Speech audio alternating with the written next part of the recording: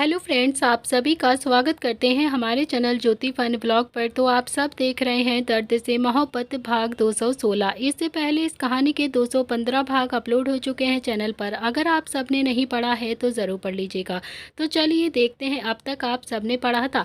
अवनी से भी अब बर्दाश्त नहीं हुआ और फिर वो बहुत ही देर से खुद को कंट्रोल करने की कोशिश कर रही थी, जैसे तैसे अपने आप को रोक रही थी। जैसे ही नील ने उसे अपने पास आने का इशारा किया, वैसे ही वो सीधा नील के सीने से जा लगती है और फिर उसके सीने पर अपना सर रखकर फूट फूट कर रोने लगती है। नील को भी अब अवनी का ऐसा रोना बिल्कुल भी अच्छा नहीं लग रहा था। उसे भी अब बहुत ज़्यादा घबराहट होने लगती है। अब देखते हैं आगे इस कहानी में क्या होता है। नील की कंडीशन भी ऐसी नहीं थी कि वो अपने चोरने को चुप करा सके, उसे संभाल सके। तो जिया भी थोड़ा सा उसके पास आती है और फिर नील ने भी अपना हाथ दिखाकर जिया को दूर रहने का ही इशारा किया और फिर नील ने जैसे तैसे अपना एक हाथ अवनी की कमर पर प्यार से रखा और फिर हल्का हल्का सा उसे रब किया। तो रुद्र ने भी जिया की तरफ देखकर कहा कि जिया दी, अब तुम भी चली जाओ। रात में तुमने भी आंखें बंद करके एक बार भी नहीं देखा। बहुत ज़्यादा थक गई होगी ना, थोड़ा सा आराम कर लो, आपको भी रेस्ट करने की ज़रूरत है। तो जिया बोलती है कि मैं चली जाऊँगी, मुझे तो अब आदत ही हो गई है रात को जागने की, क्योंकि नाइट की शिफ्ट भी होती है ना हमारी। इस वक्त नील को मेरी ज़्यादा ज़रूरत है। फिर उसने अवनी की तरफ देखा और कहा कि अवनी, मैं तुम्हारे इमोशंस को अच्छे से समझती हूँ, लेकिन तुम नील की कंडीशन तो देखो पहले, उसे आराम करने दो। उसकी तबीयत अभी पूरी तरह से ठीक नहीं हुई है। अवनी ने जिया की बातों को सुना और फिर थोड़ा सा शांत हो जाती है, लेकिन उसकी आंखें अभी भी बहुत ज़्यादा नम थी। तो नील ने भी अब अवनी की तरफ देखा और फिर हल्का सा मुस्कुराकर थोड़ा सा स्टाइल में आकर कहा कि अवनी ने फिर नील की तरफ देखा और फिर उसके चेहरे पर मुस्कुराहट आ जाती है। 1 घंटे के बाद नील भी अब आराम से सो चुका था। रुद्र ने अवनी को बहुत ही ज़्यादा समझा बुझा कर घर भेज दिया था। रुद्र ने फिर से जिया से कहा कि मैं कह रहा हूँ ना, तुम घर चली जाओ जिया दी, प्लीज़, तुम्हें भी रेस्ट करने की बहुत ज़्यादा ज़रूरत है। तो जिया ने फिर से ना में अपनी गर्दन हिलाते हुए कहा कि नील बस तुम्हारा ही भाई नहीं है, तुम्हारे भाई होने से पहले वो मेरा बहुत अच्छा दोस्त भी था, और फिर मैं अपने दोस्त को ऐसी कंडीशन में छोड़कर यहाँ से चली जाऊँ, बिल्कुल भी नहीं। रुद्र ने भी अब अपने दोनों ही हाथ जोड़कर कहा कि प्लीज़ प्लीज़ आप घर चली जाओ, तुम्हें भी रेस्ट करने की बहुत ज़्यादा ज़रूरत है, और फिर शाम को वापस आ जाना, मैं आपको बिल्कुल भी मना नहीं करूँगा। जिया ने भी रुद्र की तरफ देखा और कहा कि अच्छा, तो तुम मुझे समझाओगे और फिर मैं समझ जाऊंगी और यहाँ से तो मैं घर चली जाऊंगी, बिल्कुल भी नहीं। तो रुद्र बोलता है कि समझा नहीं रहा हूँ आपको, लेकिन अगर जिया दी तुम्हारी भी तबीयत खराब हो गई ना, तो फिर नील को कौन देखेगा, कौन संभालेगा नील को। जिया को भी अब थोड़ा सा समझ में आ गया था कि शायद उसे सच में रेस्ट की ज़रूरत है और उसे घर चले जाना चाहिए। जिया बोलती है कि ठीक है, फिर मैं शाम को वापस आ जाऊंगी, लेकिन तुम नील को यहाँ पर बिल्कुल भी अकेला मत छोड़ना, और कोई भी प्रॉब्लम होगी ना तो फिर सीनियर डॉक्टर्स को इन्फॉर्म कर देना। तो रुद्र ने भी हाँ में अपनी गर्दन हिलाई और फिर जिया वहाँ से चली जाती है। तो वहीं दूसरी तरफ इस वक्त प्रताप हाउस में सबके चेहरे पर बड़ी सी खुशी थी। सभी साथ में सिटिंग एरिया में आकर बैठे हुए थे। तभी दादी ने किट्टू की तरफ देखा और कहा कि नील का ऑपरेशन ठीक से हो गया है, अब हमारा नील बिल्कुल ठीक हो गया है। तो मुझे लगता है कि घर में एक छोटा सा हवन करा लेना चाहिए, जितनी भी बुरी चीजें होंगी वो हमारे घर से दूर रहेंगी। किट्टू बोलती है कि हाँ दादी, क्यों नहीं, बिल्कुल सही कहा आपने, एक बार भैया ठीक होकर घर आ जाए उसके बाद जरूर करा लेंगे। तो दादी ने कहा कि नहीं, जब नील ठीक होकर घर वापस आएगा तो फिर हम 7 दिन की भागवत करवाएंगे, अभी तो एक छोटा सा हवन कर लेते हैं। तो किट्टू ने भी हाँ में अपनी गर्दन हिलाई और फिर वो बोलती है कि ठीक है दादी, जैसा आप ठीक समझे वैसे ही होगा, आप हवन करवाना चाहती हैं तो हवन ही होगा। कल सुबह प्रताप हाउस में एक छोटा सा हवन होगा, आप कहो तो सारे रिश्तेदारों को भी बुला लो। तो दादी ने कहा कि नहीं, किसी को भी घर पर अभी बुलाने की जरूरत नहीं है, कोई हमें देखकर खुश नहीं है, पता नहीं किसकी नज़र लगी है मेरे नील की कि उसकी ये हालत हो गई है, बहुत ही बुरी नज़र लगाई है किसी ने मेरे बेटे पर, किसी को भी मत बुलाना घर पर, बस हम सब घर वाले ही बैठेंगे। तो किट्टू ने पूछा कि फिर तो सिर्फ शोभित भैया और जिया को ही बुलाना पड़ेगा, है ना दादी। तो दादी ने भी हाँ में अपनी गर्दन हिलाई और कहा कि हाँ हाँ, बस उन दोनों को ही घर पर बुलाना और किसी को भी नहीं, बाकी किसी को भी बुलाने की ज़रूरत ही नहीं है। तो किट्टू ने फिर से कहा कि ठीक है दादी, जैसा आप कहेंगी वैसा ही होगा, मैं कल सुबह हवन की तैयारियां कर लूंगी। रात के वक्त किट्टू अपने कमरे में थी, उसे कमरा बिल्कुल खाली खाली सा लग रहा था। रुद्र अभी तक हॉस्पिटल से घर नहीं आया था, क्योंकि रुद्र तो आज नील के पास ही रुकने वाला था। किट्टू ने भी अब फ़ोन करके उसे घर आने के लिए नहीं कहा था, क्योंकि वो अच्छे से जानती थी और इतनी समझदार तो वो थी ही कि नील भैया के पास किसी का रहना बहुत ज़्यादा ज़रूरी था, क्योंकि नील की कंडीशन अभी अकेले रहने की बिल्कुल भी नहीं थी। और फिर उसने रुद्र के पास कॉल करके कहा कि रुद्र, आप ठीक तो है ना, मुझे आपकी याद आ रही। रुद्र, जो कि अभी नील के पास उसी ही कमरे में मौजूद था, वो भी सोफे पर बैठा हुआ था, वो बोलता है कि तुम फिक्र बिल्कुल भी मत करो, मैं बिल्कुल ठीक हूँ, मैंने खाना भी खा लिया है। किट्टू ने कहा कि कल तो आएंगे ना घर पर आप? तो रुद्र ने कहा कि हाँ हाँ बिल्कुल आ जाऊँगा, नहाना भी तो है मुझे, और फिर कल से नहाया भी तो नहीं है मैंने। तो किट्टू बोलती है कि कल सुबह दादी ने घर पर छोटा सा हवन रखा है। तो रुद्र बोलता है कि नहीं, मैं हवन में नहीं बैठ पाऊंगा, तुम शुभ और दिशा को ही बैठा देना, या फिर अगर दादा दादी बैठ सकते हैं तो फिर उन्हें ही बैठ जाने देना।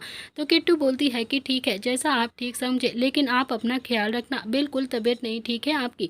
रुद्र बोलता है कि तुम्हें कोई शिकायत तो नहीं है ना मुझसे कि मैं यहाँ पर हूँ? तो किट्टू ने भी थोड़ा सा इमोशनल होकर कहा कि कैसी बातें करते हो आप रुद्र, मुझे बिल्कुल भी शिकायत नहीं है, बल्कि शिकायत तो मुझे तब होती अगर आप वहाँ पर नहीं होते।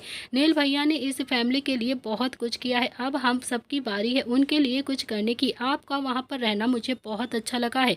अगर नील भैया को कुछ भी हो जाता ना तो शायद मैं तो जीते जी ही मर जाती। वो हमेशा मेरे सपोर्टर बनकर मेरे साथ खड़े रहे, एकदम मेरे बड़े भाई जैसे। वो नहीं होते ना तो सच कहती हूँ मेरा और आपका रिश्ता भी उसी दिन ही खत्म हो जाता, जब आपने मेरे साथ जबरदस्ती करने की कोशिश करी थी, जब आपने मुझे इतना ज़्यादा टॉर्चर किया था। रुद्र ये सुनकर अपनी आंखें कसकर बंद कर लेता है और फिर बोलता है कि यार, क्या तुम उस रात को भूल नहीं सकती हो क्या? क्या तुम मुझे उस रात के लिए माफ़ नहीं कर सकती हो क्या? क्यों मुझे बार बार वो चीज़ें याद दिलाती हो? तो किट्टू ने भी रुद्र के दिल की हालत को समझते हुए बहुत ही प्यार से कहा कि ऐसा कुछ भी नहीं है रुद्र, मैंने बहुत ही पहले आपको माफ़ कर दिया था, मेरे दिल में आपके लिए कोई शिकायत नहीं है, मुझे आपसे कोई शिकायत है भी नहीं। बस नील भैया की बात हुई ना तो फिर इस बात का भी जिक्र हो गया थोड़ा सा, आप अपने दिल में बिल्कुल भी मलाल लेकर मत बैठिए, समझे आप? तो रुद्र ने कहा कि फिर भी कहीं ना कहीं तो ये खटास दिल में हमेशा रहेगी ना कि मैं इस हद तक गिर गया था। तो किट्टू बोलती है कि देखो रुद्र, मैं वहाँ पर नहीं हूँ, वरना अभी के अभी आपको अपने गले लगा लेती और फिर आपको अच्छे से समझा लेती, मगर प्लीज़ ऐसी बातें बिल्कुल भी मत करिए, मुझे बिल्कुल भी अच्छा नहीं लगता है, मुझसे गलती हो गई कि जो मैंने ये सब कुछ आपको कह दिया, प्लीज़ रुद्र माफ़ कर दीजिए। रुद्र बोलता है कि चलो कोई और बात करते हैं, हम दोनों जितना ज़्यादा बातें करेंगे ना उतना ही जख्म हरे होंगे। तो किट्टू बोलती है कि रुद्र प्लीज़ सॉरी, सच में मेरा ये इरादा नहीं था कि मैं आपको परेशान करूं, मैं बिल्कुल भी आपको परेशान नहीं करना चाहती थी।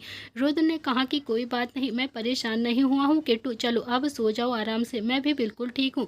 तो किट्टू ने भी हाँ में अपनी गर्दन हिलाई और फिर फ़ोन को कट कर दिया। फिर रुद्र को भी एक मैसेज टाइप किया, sorry Rudra, sorry, I really really sorry, please मुझे माफ़ कर दीजिए, I love you very much. तो रुद्र ने भी अब रिप्लाई किया, लव यू टू, तुम हो तो सब कुछ ठीक है, तुम हो तो सब कुछ है, तुम नहीं हो तो फिर कुछ भी नहीं है मेरे साथ। मुझे इतना प्यार करने के लिए, मुझे इतना ज़्यादा सपोर्ट करने के लिए थैंक यू लिटिल खरगोश। कोई और होता ना तो शायद इतना टॉर्चर नहीं झेल पाती और फिर मुझे छोड़ भी देती और रिपोर्ट करती, पता नहीं क्या क्या करती मेरे साथ, लेकिन तुमने तो उस वक्त भी मेरा साथ नहीं छोड़ा था जब आराम से छोड़कर तुम जा सकती थी, मुझे छोड़कर हमेशा के लिए दूर जा सकती थी। किट्टू ने भी मैसेज किया कि क्योंकि मैं आपसे बहुत ज़्यादा प्यार करती हूँ ना इसीलिए नहीं गई। तो रुद्र ने भी रिप्लाई किया, मैं भी तो बहुत ज़्यादा प्यार करता हूँ, बहुत ज़्यादा प्यार, बस दिखा नहीं पाता हूँ तुमको। किट्टू बोलती है कि लेकिन मैं समझ जाती हूँ आपके प्यार को दिखाने की बिल्कुल भी ज़रूरत नहीं है।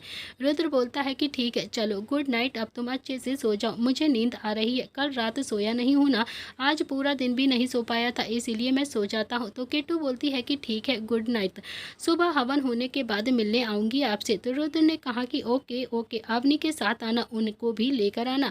इतना कहकर रुद्र ने फ़ोन को अपने जेब में रख लिया और फिर सोफे पर जाकर आराम से लेट जाता है। उसने एक नज़र नील की तरफ देखा जो कि अभी भी आराम से बिस्तर पर लेटकर सो रहा था। इधर दूसरी तरफ किट्टू भी अब बेड पर आकर लेट गई थी और फिर करवटें ले रही थी। थोड़ी देर के बाद अपने और रुद्र के बारे में सोचती सोचती वो कब सो गई उसे पता ही नहीं चला।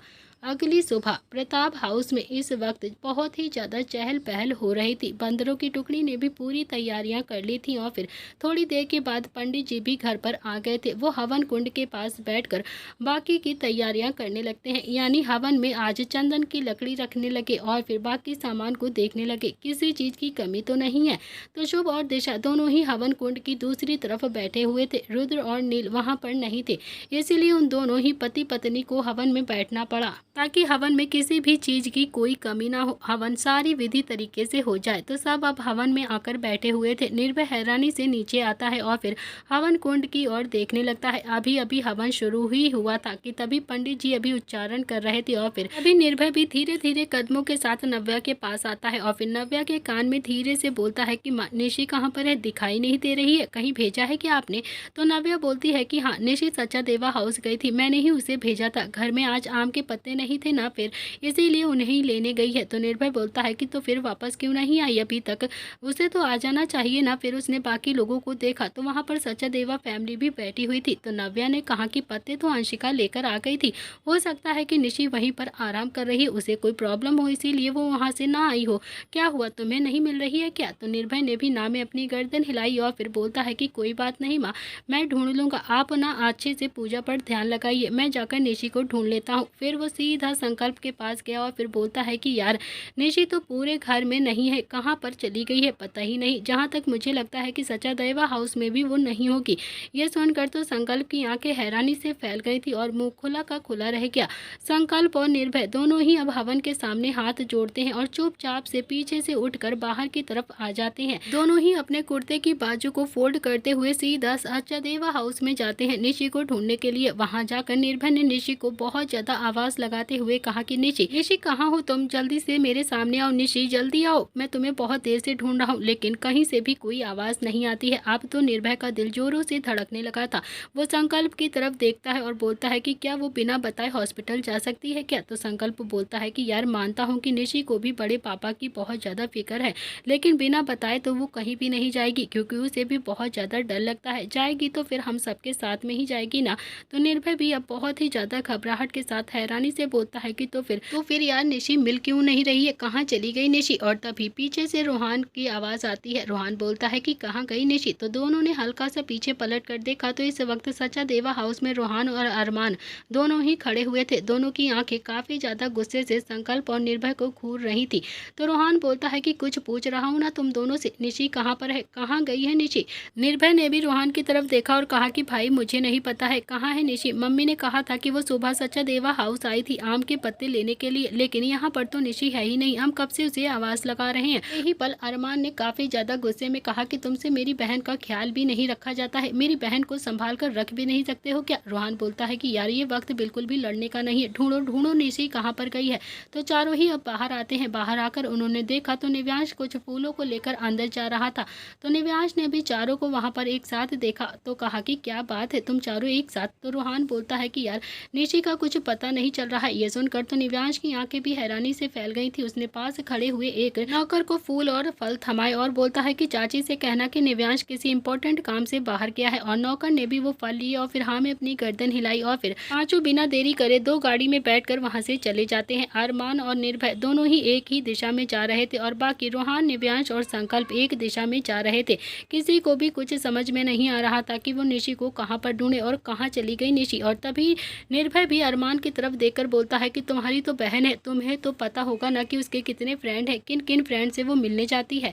अरमान ड्राइव करते हुए बोलता है कि नहीं, मुझे नहीं पता है और ना ही उसके ज़्यादा दोस्त हैं, मुझे इतना पता है। कुछ सोचकर निर्भय ने फिर से कहा कि राहुल के बारे में जानते हो तुम? तो अरमान ने भी हैरानी से निर्भय की तरफ देखा तो निर्भय एकदम से बोलता है कि देखो, अपनी बहन को बिल्कुल भी गलत मत समझना, वो बहुत ज़्यादा अच्छी है, लेकिन उम्र ही एक ऐसी होती है ना कि कोई ना कोई पसंद आ ही जाता है, बस इसीलिए निशी को भी आ गया। इसके बाद निर्भय ने अरमान को सब कुछ सच सच बता दिया और फिर कहीं ना कहीं अरमान को अब निर्भय पर विश्वास भी होने लगा था। अरमान के पास शब्द नहीं थे कि वो अभी तक निर्भय को कितना ज़्यादा गलत समझता था, कितना ज़्यादा उल्टा सीधा बोलता था। उसे लगता था कि निर्भय निशी के लायक ही नहीं है, उसे ठीक से रख भी नहीं पाएगा। लेकिन अब जाकर उसे पता चला था कि निर्भय ने तो निशी को उस राहुल से भी बचाया था, वरना निशी तो प्यार में आकर अपनी पूरी जिंदगी को बर्बाद कर लेती। ना जाने उसके साथ राहुल जैसा लड़का क्या करता। अरमान कुछ भी नहीं बोलता है, बस ड्राइव करता रहता है, लेकिन फिर भी उसने मन ही मन खुद से बड़बड़ाते हुए कहा कि मैं ही पागल हूँ, पता नहीं क्या क्या सोच रहा था निर्भय के लिए। कितना अच्छा लड़का है निर्भय, मेरी बहन को कैसे संभाल कर रखता है, कितना ज़्यादा प्यार करता हूँ उसे, मेरी ही गलती है, मुझे प्रताप खानदान के लड़कों पर शक ही नहीं करना चाहिए था, मैं भी ना बहुत ज़्यादा बेवकूफ़ हूँ। अरमान अभी अपने ही ख्यालों में डूबा हुआ था कि तभी निर्भय कंटिन्यू मोबाइल की स्क्रीन में कुछ कर रहा था। उसने फिर से कहा कि देखो देखो, मैंने तुम्हें अब सब कुछ सच सच बता दिया है, अब बताओ मुझे राहुल का घर कहाँ पर मिलेगा, कहाँ पर है राहुल का घर। अरमान बोलता है कि मुझे राहुल के बारे में पहले से ही कुछ नहीं पता है, तो फिर मैं कैसे बताऊँ उसका घर कहाँ पर है। कुछ सोचकर निर्भय ने संकल्प को कॉल किया और बोलता है कि संकल्प, हमें सबसे पहले राहुल के घर जाना चाहिए, वहीं हमें सारी सुराग मिल जाएंगे और सारी चीज़ें वहीं से ही पता चलेंगे। संकल्प बोलता है कि मैं तुझे एक एड्रेस भेज रहा हूँ, तू और अरमान दोनों ही वहाँ पर पहुँच, हम सब भी वहीं पर जा रहे हैं। मैंने राहुल के घर का एड्रेस निकाल लिया है, जल्द से जल्द उस एड्रेस पर तुम दोनों पहुँचो। अगले 1 घंटे में ही वो सब राहुल के घर के बाहर खड़े हो गए थे, लेकिन वहाँ पर पुलिस पहले से ही आई हुई थी। संकल्प आगे जाने लगा तो रोहान ने उसकी बाजू पकड़कर पीछे खींचा और बोलता है कि हमें फालतू के लफड़े में नहीं पड़ना है यार, तू ऐसे आगे क्यों जा रहा है, अभी शांति बना रख, तुम यहीं पर रुको। इतना कहकर उसने एक कांस्टेबल को अपनी तरफ आने का इशारा किया, लेकिन उस कांस्टेबल ने काफ़ी ज़्यादा गुस्से में रोहान की तरफ घूर कर देखा तो रोहान ने भी अगले ही पल जेब में से कुछ पैसे निकाले और फिर उसे अपनी तरफ आने का इशारा किया। तो कांस्टेबल भी अब बिना कुछ सोचे समझे चुपचाप से रोहान के पास आ गया था।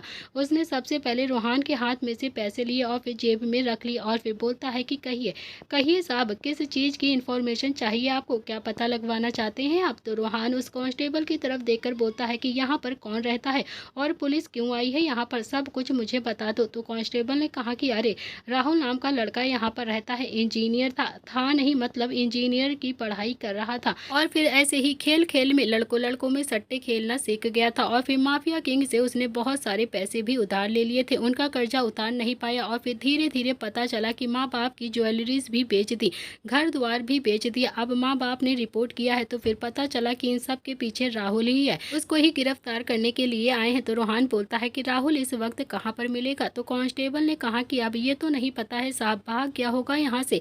निव्यांश ने उसे एक खतरनाक सी लुक दी और फिर बोलता है कि जितने पैसे तुम्हें दिए हैं ना, इतने पैसों में ऐसे आधा अधूरा सच नहीं कहते हैं, पूरा ढंग से और सही तरीके से सच सच बताओ कि क्या हुआ है और राहुल इस वक्त कहाँ पर मिलेगा। तो कांस्टेबल भी अब अपने जेब में से पैसे निकाल कर गिनने लगा। वाकई पैसे 15,000 के लगभग थे। रोहान की जेब में जितने पैसे थे उसने सारे ही कांस्टेबल को दे दिए थे। कांस्टेबल उन लोगों की तरफ देखकर बोलता है कि देखो साहब, सुबह सुबह राहुल के माँ बाप ने पुलिस कंप्लेंट करवाई थी और फिर हम घर पर यहाँ पर आए तो यहाँ पर आकर ये पता चला कि इनकी बहुत सारी ज्वेलरीज गायब है। हमें लगा कि चोरी हो गई है इनके घर पर और फिर इसीलिए हम पता लगाने लगे, मगर चोर नहीं है साहब, इन्हीं के बेटे ने ही वो सारे पैसे सारे जुए में हार दिए और फिर इंजीनियर कर रहा था वो, सट्टा खेलने की लत पड़ गई उसे।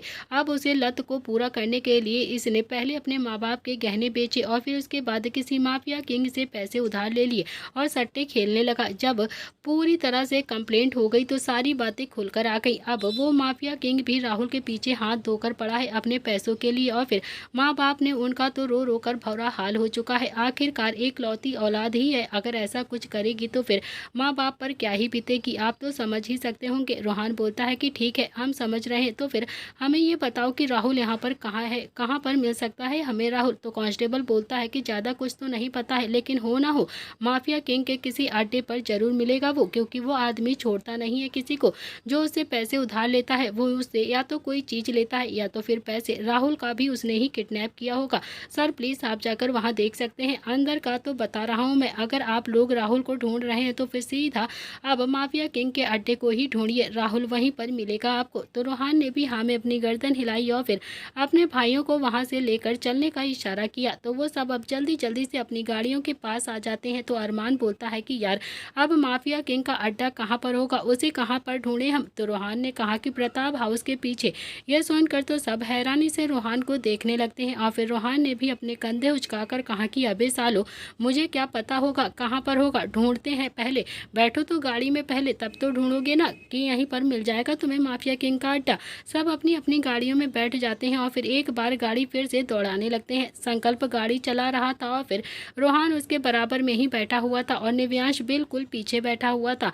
संकल्प बोलता है कि हवन खत्म होने से पहले निशी को घर लेकर जाना जरूरी होगा, वरना जानते हो ना फिर घर वाले हमारा क्या करेंगे, सब बार बार पूछेंगे कि निशी कहाँ पर है। तो रोहान बोलता है कि एक बार उस माफिया किंग का अड्डा तो पता चल जाए, फिर उसके बाद निशी को भी निकाल लेंगे और फिर उसकी हेकड़ी भी निकाल देंगे। तभी निव्यांश बोलता है कि संकल्प, मैं तुझे एक एड्रेस सेंड कर रहा हूँ, गाड़ी वहीं पर लेकर चल तू। संकल्प ने भी ड्राइव करते हुए कहा कि भाई आपको मिल गया क्या माफिया किंग के अड्डे का पता, बताइए ना जल्दी से। तो निव्यांश ने कहा कि यार 100% श्योर तो नहीं हूँ, लेकिन इस शहर में उसका जहाँ जहाँ माल आता है ना, वहाँ का सारा एड्रेस भेज दिया है तुझे, तू लेकर तो चले एक बार गाड़ी, कोई ना कोई सुराग तो हमें वहाँ से ज़रूर मिल जाएगा, कुछ ना कुछ तो पता चल ही जाएगा ना। तो रूहान बोलता है कि सुराग नहीं चाहिए मुझे निशी चाहिए, निशी, वो भी शाम से पहले, समझे तुम लोग, क्योंकि पहले हवन खत्म होगा और फिर वानर सेना की बीवियां हमें ढूंढना शुरू कर देंगी। और फिर पता है ना कैसे ढूंढेंगी, जैसे बिल्लियां चूहे को ढूंढती हैं वैसे ही वो हम सबको ढूंढेंगी और फिर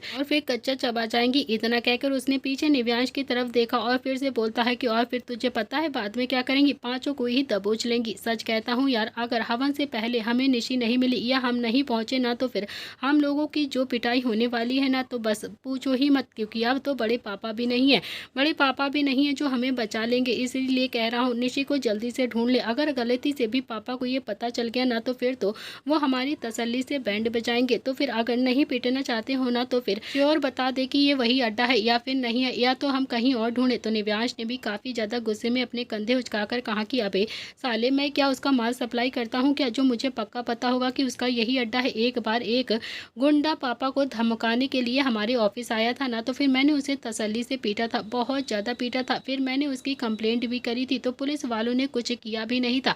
जब कुछ किया नहीं तो फिर वो गुंडा भी हमें धमका के दोबारा से चला गया था। और फिर बस फिर क्या था, मैं उस गुंडे को ढूंढता हुआ उस फैक्ट्री में चला गया था और फिर मैंने वहाँ पर जाकर उनकी पिटाई अच्छे से कर दी थी। और ये सुनकर तो संकल्प फिर से बोलता है कि अबे अबे यार, ये कब की बात है, मुझे तो याद ही नहीं है, कोई से कुछ पता नहीं चला मुझे इसके बारे में। तो निव्यांश ने कहा कि जब तू फर्स्ट ईयर में था ना, तब की बात है। तो संकल्प ने कहा कि मतलब आपने अकेले में ही उन्हें पीट दिया था क्या। तो निव्यांश बोलता है कि अरे यार, दो ही तो थे, कौन सा ज्यादा थे। तो संकल्प बोलता है कि आप हमें ले जा सकते थे अगर आपको कुछ हो जाता तो। निव्यांश ने भी हाथ बांधकर संकल्प की गुद्दी में 2 चांटे मारे और बोलता है कि यार साले, तू मेरे और रूहान के बीच में मत पड़, समझा। तू ना एकदम से शांति से ड्राइव कर, बिल्कुल ड्राइव पर कॉन्सेंट्रेट कर, जहाँ मन कहे वहाँ पर गाड़ी वे लेकर चल, समझा तू। फिर उसने रूहान की तरफ देखा और कहा कि मैं तेरी बात समझ रहा हूँ, लेकिन अब हमारे पास वहाँ जाने के अलावा दूसरा कोई भी ऑप्शन नहीं है। तो चल पहले वहाँ पर चल के ही देख लेते हैं, अगर किस्मत ने थोड़ा भी साथ दे दिया ना, तो फिनिश ही हमें वहीं पर मिल जाएगी, क्योंकि उस माफिया किंग की सारी गलत एक्टिविटी वहीं पर होती है, जितने भी बुरे कांड वो करता है ना वहीं पर करता है। तो वहीं से वो ड्रग को भी सप्लाई करता है और फिर सारी चीजें वही माल पे करता है।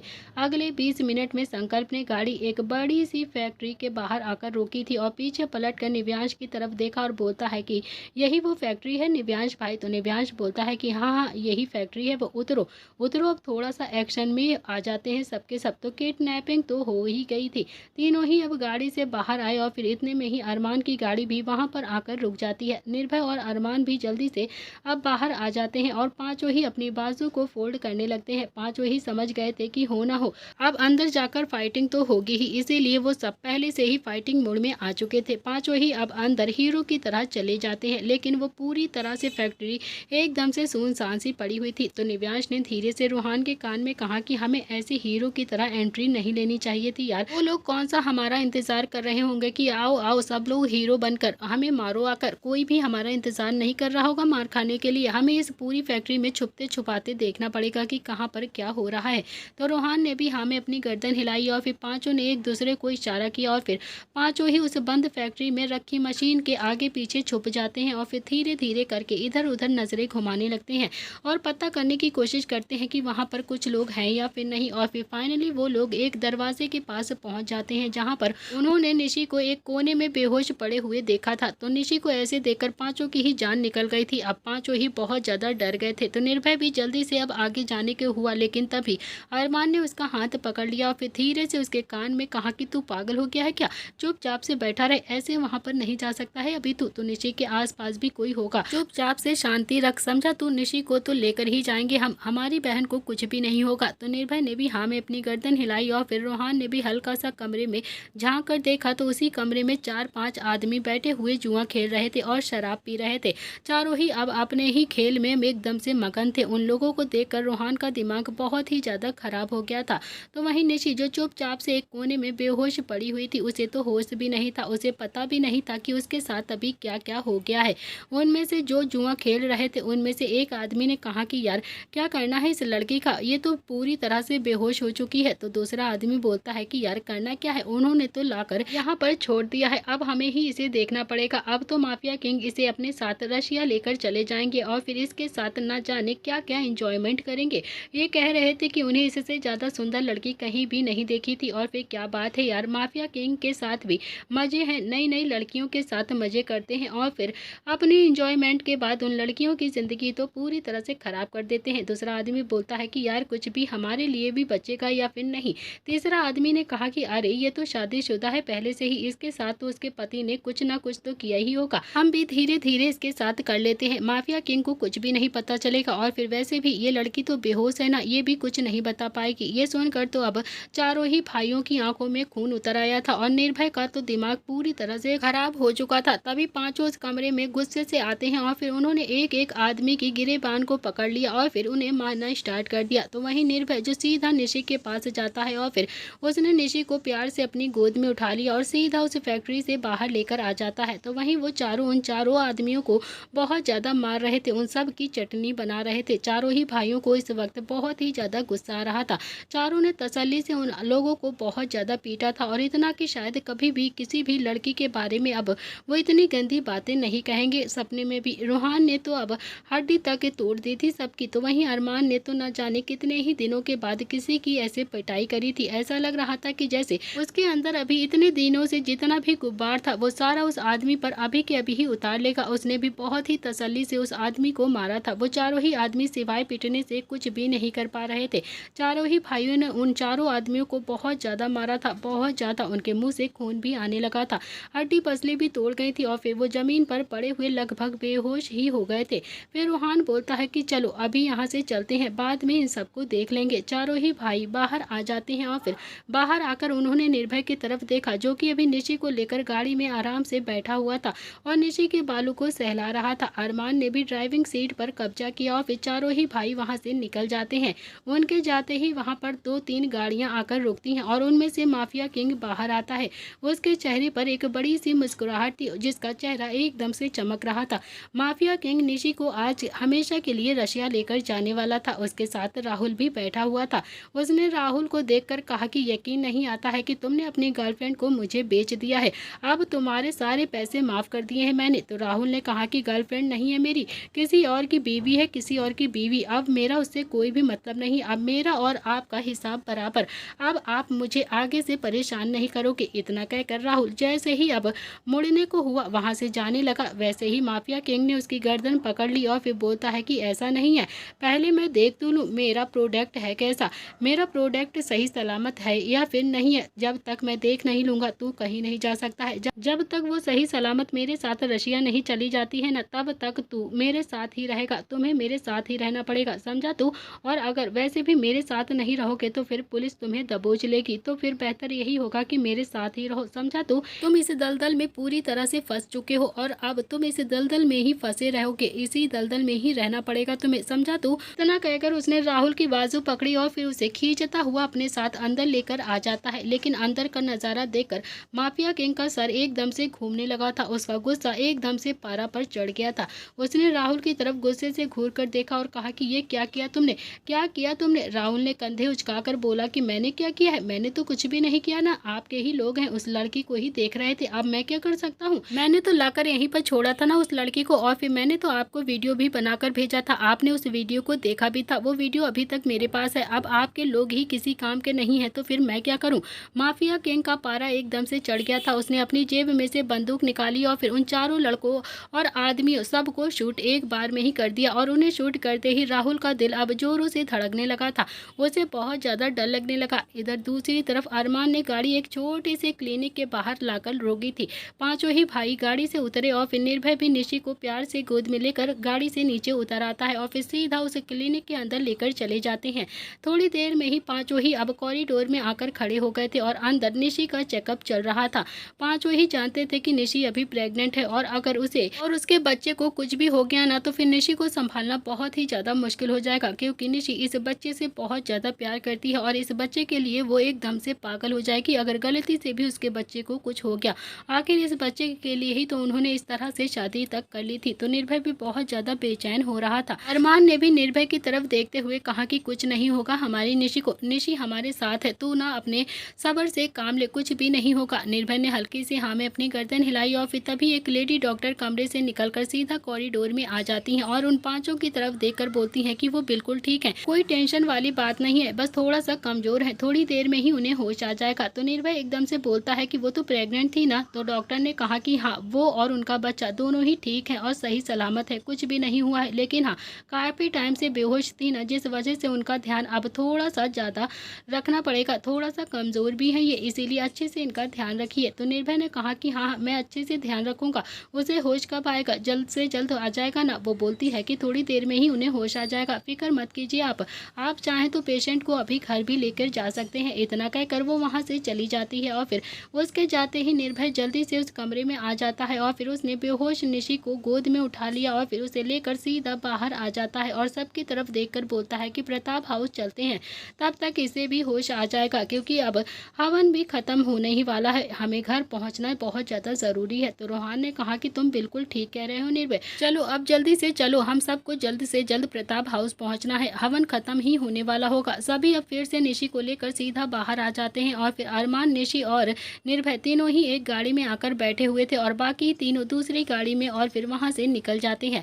अब तो सब बहुत ही ज़्यादा रिलैक्स फील हो रहे थे कि निशी मिल चुकी थी। निर्भय निशी को बाहों में पकड़े हुए आराम से पीछे बैक सीट पर बैठा हुआ था और उसे अब खुद पर भी बहुत ज़्यादा गुस्सा आ रहा था कि उसके होते हुए राहुल उसकी बीवी को किडनैप करके लेकर चला गया और वो कुछ भी नहीं कर पाया। अरमान ने भी फ्रंट मिरर में निर्भय की तरफ देखा और बोलता है कि निर्भय टेंशन मत लो तुम, सब कुछ ठीक हो जाएगा, किसी को भी कुछ नहीं पता चलेगा, कुछ भी नहीं पता चलेगा, तुम बस परेशान मत हो। तो निर्भय बोलता है कि लेकिन मैं राहुल को तो छोड़ूंगा नहीं, जान से मार दूंगा उसके, एकदम से भरता बना दूंगा, चाहे मुझे उसके लिए जेल ही क्यों ना जाना पड़े।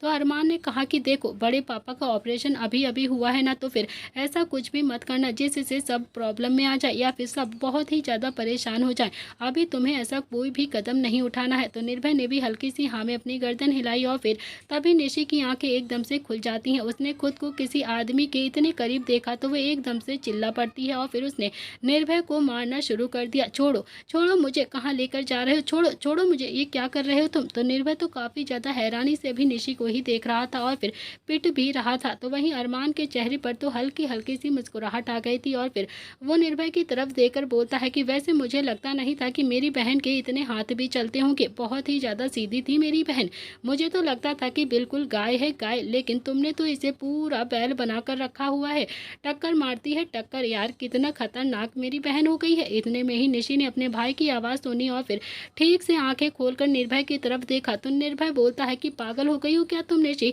एक तो मैं तुम्हें बचाकर वहाँ से लेकर आया हूँ और फिर तुम हो कि मुझे ही मार रही हो, यार प्लीज़, ऐसे कौन बीवी करती है जो अपने ही पति को मारती है। निर्भय को अब अपनी आंखों के सामने देखकर निशी ने कसकर निर्भय को अपने गले लगा लिया था और फिर उसका रोना एकदम से शुरू हो गया था, वो जोर जोर से रोने लगी थी। अब जाकर निशी को एक राहत की सांस मिली थी। निशी रोती रहती है और फिर निर्भय जो उसे संभालता रहता है और कहीं ना कहीं अरमान वो भी थोड़ा सा भावुक हो गया था निशी को ऐसा रोता हुआ देखकर। फ्रंट मिरर में निशी और निर्भय दोनों को ही देख रहा था। अब उसे भी समझ में आ गया था कि निशी के लिए निर्भय से अच्छा लड़का शायद ही कहीं मिल सकता था, उसे मिल ही नहीं सकता था, क्योंकि निर्भय सच में निशी का बहुत अच्छे से ख्याल रखता था और कोई होता तो शायद निशी को ब्लैकमेल करता या फिर उसका फ़ायदा उठाता या फिर उसे बदनाम कर देता, पता नहीं निशी के साथ क्या क्या कर देता। लेकिन निर्भय ने निशी के साथ ऐसा कुछ भी नहीं किया था, बल्कि उसने तो निशी को बचाने के लिए थप्पड़ भी खा लिया था, बल्कि निशी के लिए तो उसने ना कुछ पता नहीं क्या क्या किया था, अपनी फैमिली के सामने भी खुद को बुरा बना लिया था, लेकिन निशी को बचा लिया था। अरमान ने मन ही मन खुद से कहा कि इतना तो शायद मैं भी अपनी अंशिका के लिए नहीं करता जितना कि निर्भय ने मेरी बहन के लिए किया है। सच में मेरा निर्भय बहुत ही अच्छा है और मेरी बहन के लिए बिल्कुल परफेक्ट है। तो वहीं पीछे अभी निर्भय बोलता है कि निशी पागल हो गई हो यार, प्लीज़ प्लीज़ रोना बंद कर दो, तुम रो क्यों रही हो, देखो देखो अगर तुम रोगी ना तो फिर घर में सबको पता चल जाएगा और फिर हम सब की बहुत ज़्यादा पिटाई हो जाएगी। हम तुम्हें ले आए हैं ना, वो भी सही सलामत लेकर आए, घर जाकर किसी को भी कुछ मत बताना, किसी को भी कुछ नहीं पता चलना चाहिए। तो निशी ने हल्की सी हाँ में अपनी गर्दन हिलाई और फिर अपने आंसुओं को पोंछ लिया। थोड़ी देर में ही अरमान ने गाड़ी प्रताप हाउस के बाहर आकर रोकी तो सारे ही अब गाड़ी से निकलकर खड़े हो गए थे।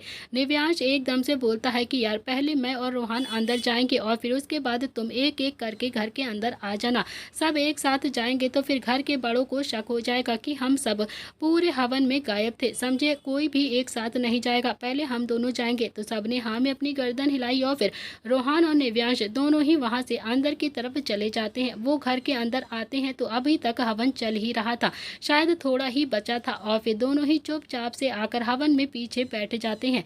किसी को भी कुछ भी नहीं पता चला था कि निशी का किडनैप हो गया और निशी किडनैप होकर कहीं चली गई थी और बंदरों की टुकड़ी उसे बचाकर लेकर भी आ गई थी। तो रोहान भी अब बैठा हुआ था और फिर उसने अपना कुर्ता देखा तो उस पर हल्के हल्के से खून लगा हुआ था।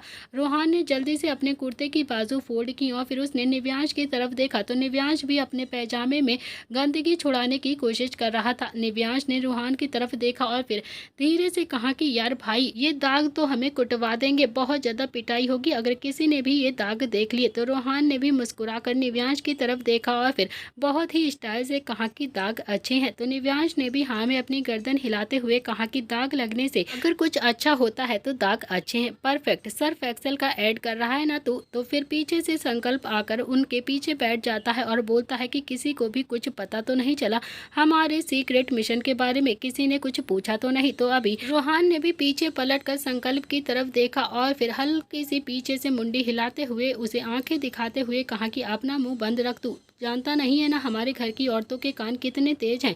अगर किसी को भी जरा से भी भनक लग गई ना तो सबसे पहले तेरी ही कुटाई करवाऊंगा, समझा तू। अगर गलती से किसी एक ने भी कुछ थोड़ी सी भी भनक सुन ली ना तो फिर भाई बवाल मचा देंगी, बवाल, समझा ना। सबको एक लाइन से पीटना शुरू कर देंगी।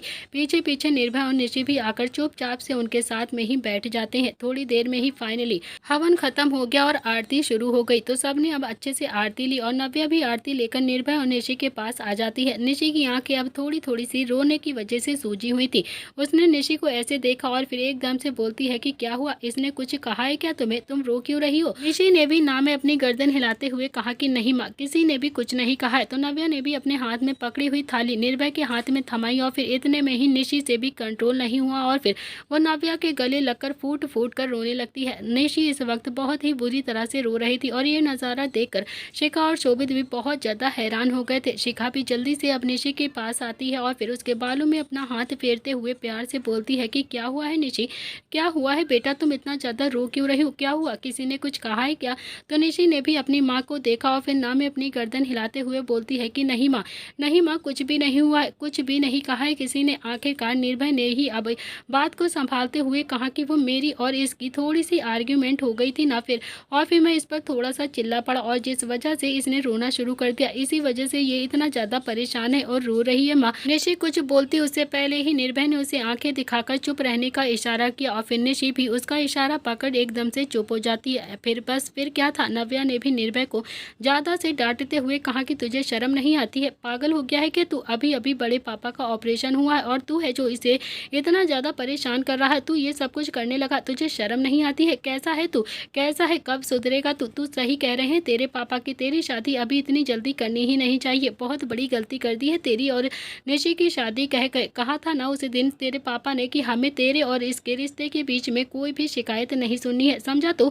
लेकिन तू फिर से इसे परेशान करता है, अभी भी तू इसे इतना ज़्यादा तंग क्यों करता है, कैसे समझाऊं तुझे, मोटी बुद्धि के इंसान, तुझे बिल्कुल भी अकल नहीं है, तू कब सुधरेगा। नव्या भी धीरे धीरे निर्भय को बहुत तेज तेज डांट रही थी और फिर ज़्यादा तेज इसलिए नहीं बोल रही थी क्योंकि वहाँ पर बहुत सारे लोग भी बैठे थे। वहीं तो निर्भय चुपचाप से नजरें झुकाकर अपनी माँ की डांट खाए जा रहा था और तभी अरमान वहाँ पर आता है और नव्या को देखकर बोलता है कि बस कीजिए ना आंटी, आप क्यों इतना ज़्यादा चिल्ला रही हो निर्भय के ऊपर। अगर पति पत्नी में आर्ग्यूमेंट होती है तो फिर सारी गलती पति की ही नहीं होती है, पत्नी की भी कुछ गलतियाँ होती हैं, कुछ गलतियाँ तो बीवी की भी होती है ना, तभी तो दोनों के बीच में आर्ग्यूमेंट्स होती है। और तभी अंशिका भी वहाँ पर आती है और बोलती है कि तुम तो रहने ही दो अरमान, एक तो इसने हमारी छोटी सी निशी को इतना ज़्यादा परेशान किया है, उसके ऊपर बेवजह चिल्लाता रहता है और फिर ऊपर से तुम इसी की ही साइड ले रहे हो, इसका सपोर्ट कर रहे हो तुम, ये तो बहुत गलत बात है ना अरमान।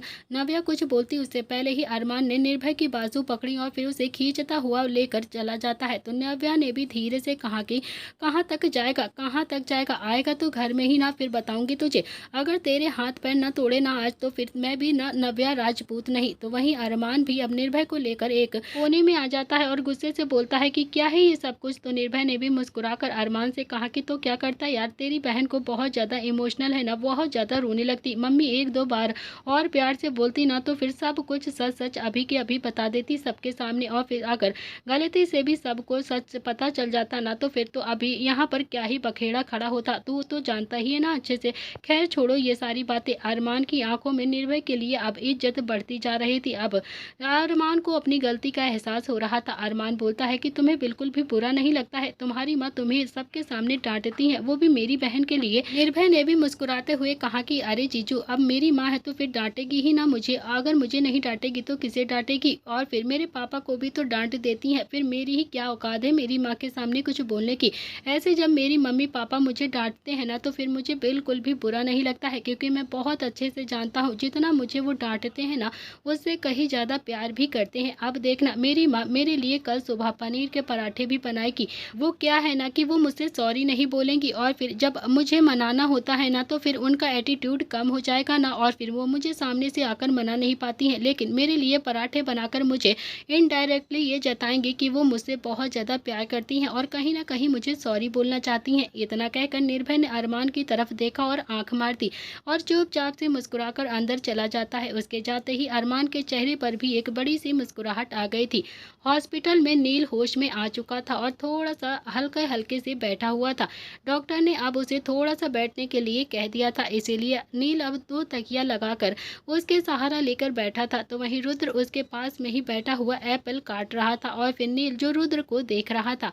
नील एकदम से बोलता है कि यार ये सब कुछ क्या है रुद्र?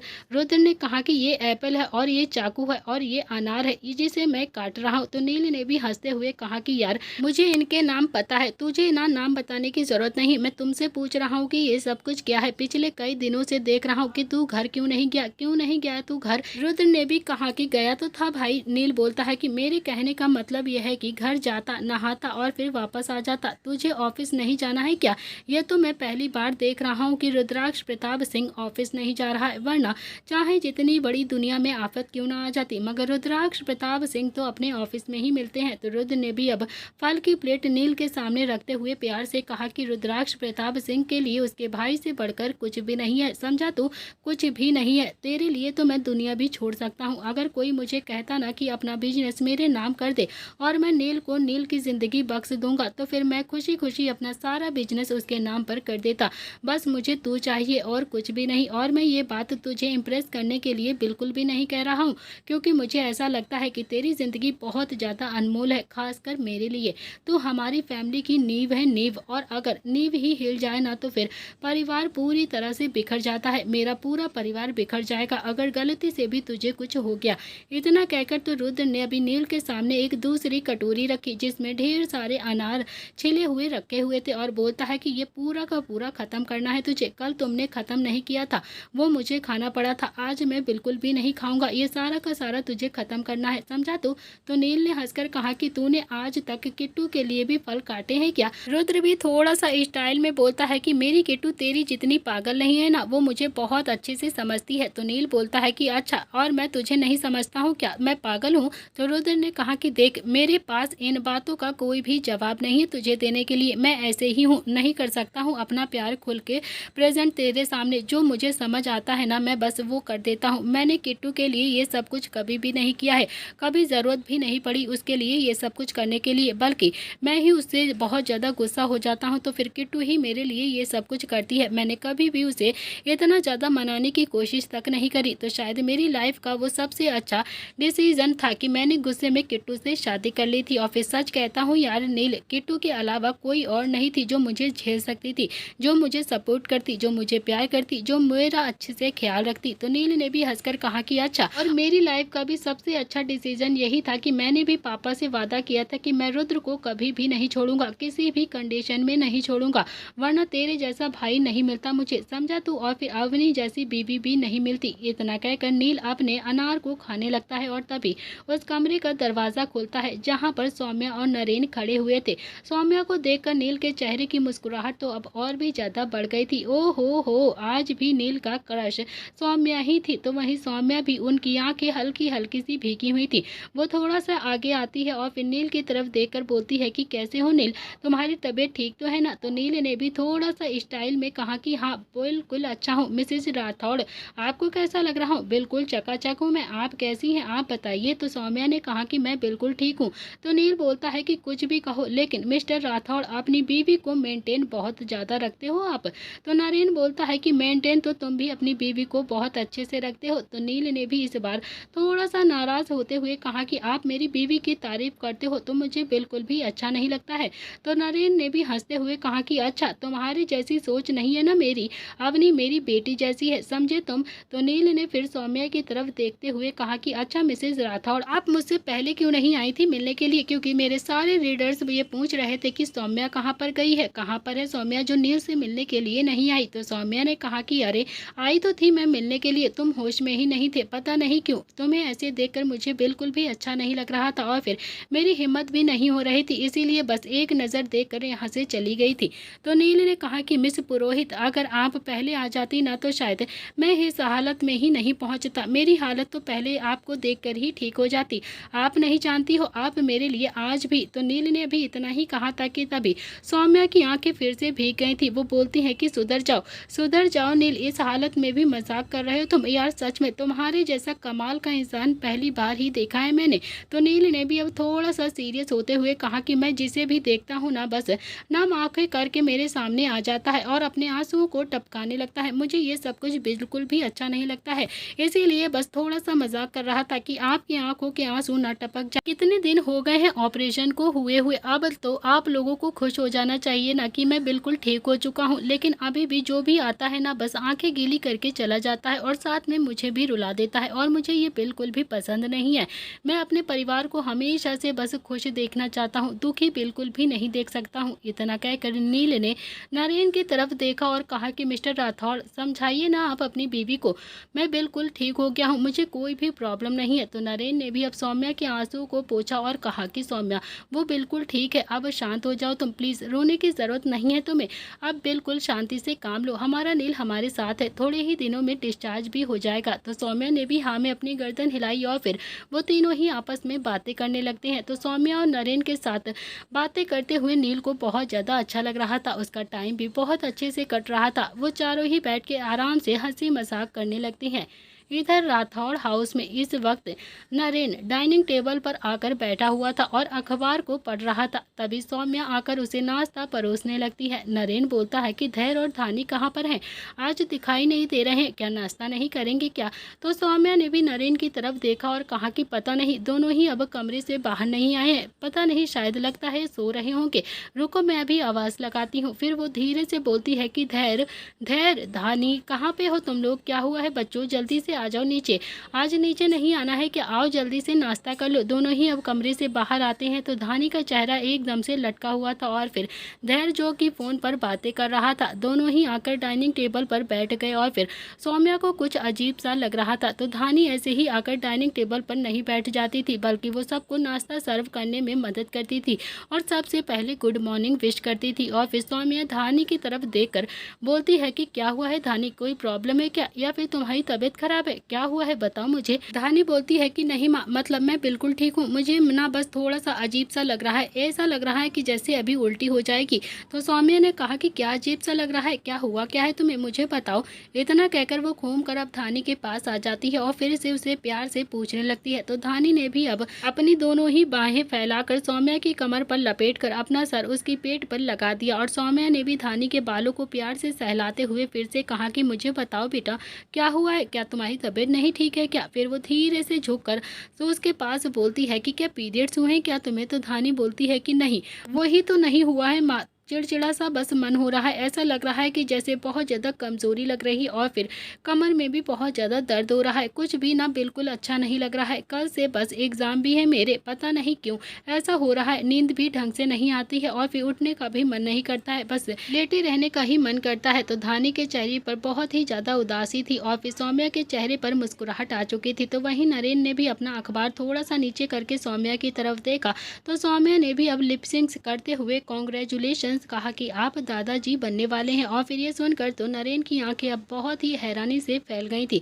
तो वहीं धैर्य तो अभी भी फ़ोन पर किसी से बातें कर रहा था। नरेन ने भी अब लिपसिंग करते हुए कहा कि सच कह रही हो क्या सौम्या। तो सौम्या बोलती है कि हाँ 90% तो बस चांस है कि सच में हम दादा दादी बनने वाले हैं। और ये सारी बातें बस लिपसिंग में ही हो रही थी। और तभी धैर्य ने भी फ़ोन कट करके धानी की तरफ देखा और कहा कि धानी हॉस्पिटल चलें क्या। तो धानी ने भी अपना चेहरा एक बार फिर सौम्या सौम्या की आंचल में छुपा लिया और फिर बोलती है कि मुझे कहीं भी नहीं जाना है, कहीं भी नहीं जाना है, पता नहीं क्या हो रहा है मेरे साथ, मेरी तबीयत अचानक से क्यों ख़राब हो गई। तो दोस्तों इसी के साथ इस कहानी का आज का एपिसोड यहाँ पर समाप्त हो रहा है।